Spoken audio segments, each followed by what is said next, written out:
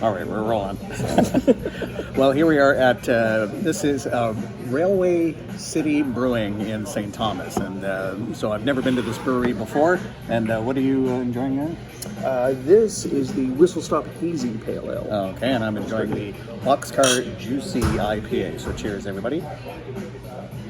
And as you saw by some of the video before we got going here, that they've also got a record show going on here. Not too huge, but pretty nice overall. Yeah, good. Yeah. Really great selection. No, not too bad at all. And you remember my son Malcolm, who's been on some of my videos from earlier, visiting this weekend. So yeah, let's just show you what we got. Do you want to start in terms of what you got? Just go front to back. So picked up the last Chaperone record. My partner really got me into Chaperone, and this is a really great record.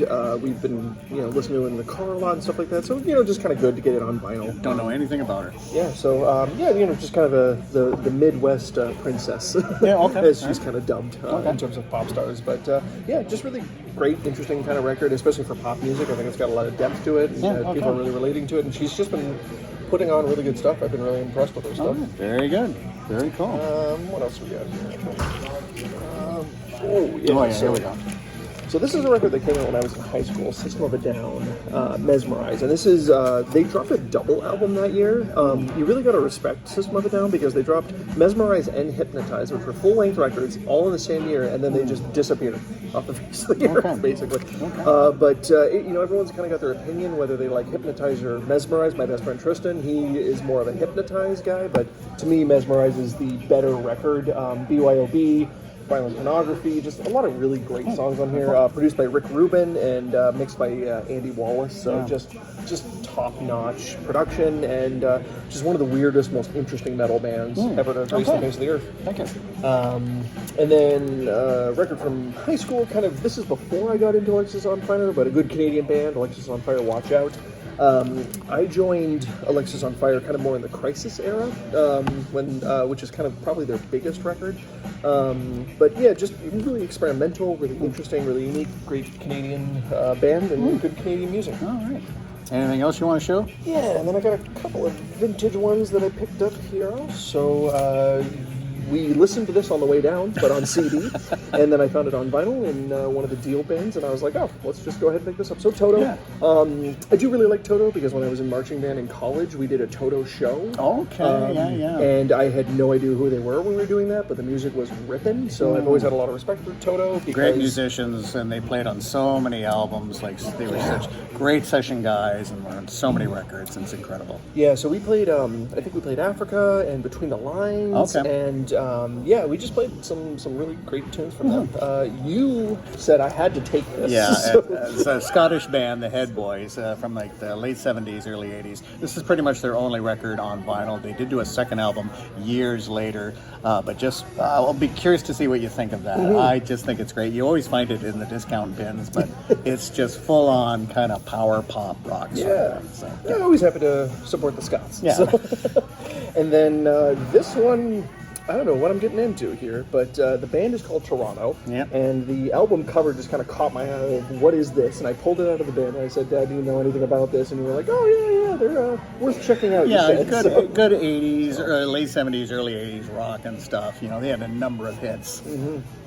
So yeah, this was kind of just a throw the die. Yeah, I'm gonna try it out, you like it. See what happens, and vintage Toronto. Yeah, so I got a nice kind of selection of stuff from my youth, something modern, and then a few throwbacks. And it's interesting for you now. Like it must be wild because they're finally releasing some of those albums that were only available on CD. They're finally out on vinyl now. Yeah, so I have Watch Out on CD, and I have Mesmerize on CD. I remember that one, but the funniest thing about Mesmerize from System of a Down is I think I asked for the CD for like Christmas or something like that. So the CD version I have is the clean version. Oh, because I'm pretty sure one of my grandmothers actually got me the CD for Christmas, and they got me the clean versions. Very good. So I did, and it's before they did like bleeping or anything like that. So they just literally the editor would just go in and just chop out the swear word, and it just goes like, "You son of a blank," and then it just goes on to the rest of the song. Like the radio edit. So weird, yeah. All right, I'll just quickly go through mine. It's always picking up a few too many records. A number of reissues. Picked up the reissue of Velvet Underground, Loaded, fantastic with Lou Reed. This is part of the Atlantic vinyl reissues, so great.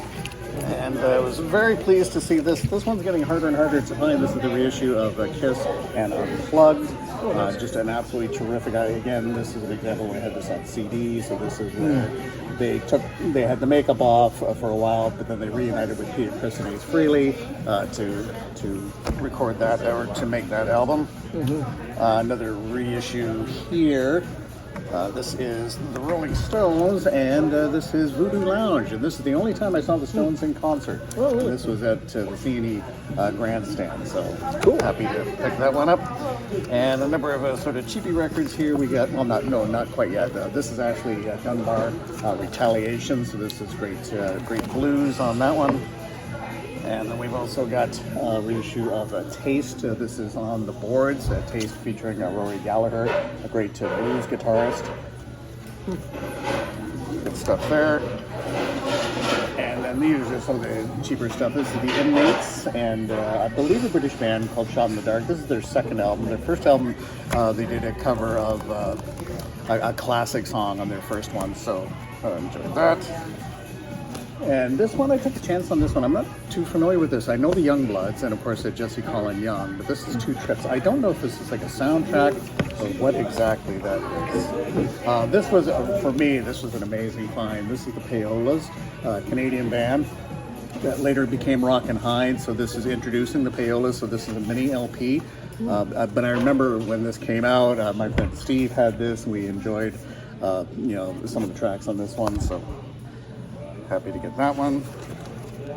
Steve Morris Band. I took a chance with this one. Don't know anything about this one, but Steve Morris, formerly of Deep Purple, so looking forward to that. Head East.